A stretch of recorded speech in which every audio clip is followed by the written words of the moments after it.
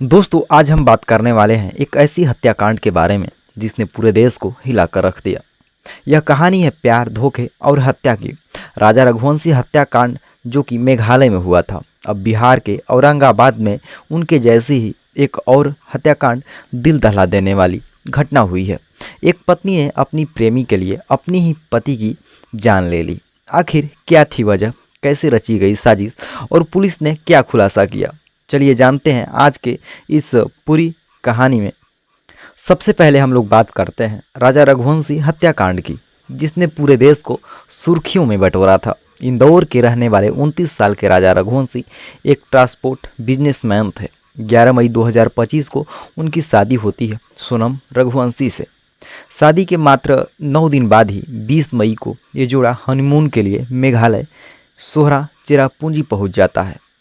लेकिन किसी को क्या पता था और किस्मत को कुछ और ही मंजूर था। ये हनीमून राजा का आखिरी सफर बन जाएगा, किसी को क्या पता था।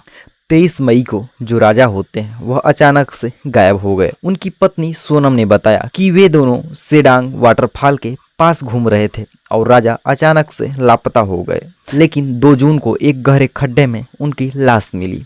जांच शुरू हुई और जो खुलासा हुआ वो किसी को भी हैरान कर देने वाला था।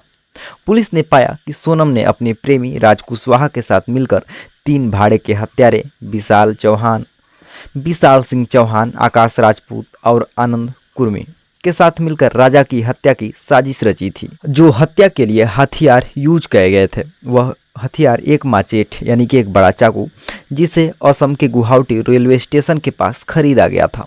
सोनम ने अपने पति को वाटरफॉल के पास ले जाकर सिग्नल दिया और फिर विशाल ने राजा पर माचेट से यानी कि धारदार जो चाकू होता है उससे हमला कर दिया। सोनम ने हत्या के बाद राजा का फोन इस्तेमाल कर सोशल मीडिया पर पोस्ट किया, 7 जन्मों का साथ है, ताकि वे किसी को भी शक ना हो सके। इसके बाद वो मेघालय से फरार हो गई और असम, पश्चिम बंगाल, बिहार और उत्तर प्रदेश होते हुए इंदौर पहुंच गई। लेकिन 8 जून को उसने गाजीपुर, उत्तर प्रदेश में सरेंडर कर दिया और मेघालय पुलिस ने इस केस में अब तक 8 लोगों को गिरफ्तार किया है, जिसमें सोनम, राज कुशवाहा उनके साथी शामिल हैं। जांच में ये भी सामने आया कि सोनम और राज कुशवाहा का पहले से अफेयर था और वो राजा को अपने रास्ते से हटाना चाहते थे, लेकिन मकसद सिर्फ प्यार नहीं था। मेघालय के डीजीपी के मुताबिक पुलिस इस केस में बिजनेस और पैसे के एंगल को भी जांच कर रही है। दोस्तों बात करते हैं बिहार के औरंगाबाद में हुई उस घटना की जो राजा रघुवंशी केस की कार्बन कॉपी लगती है। 25 जून 2025 को औरंगाबाद के बादेया पुलिस स्टेशन के तहत अमौना गांव में एक शख्स की लाश मिलती है। मृतक का नाम बिक्कू था, उम्र 41 साल और हत्या की मुख्य आरोपी उनकी पत्नी पूजा।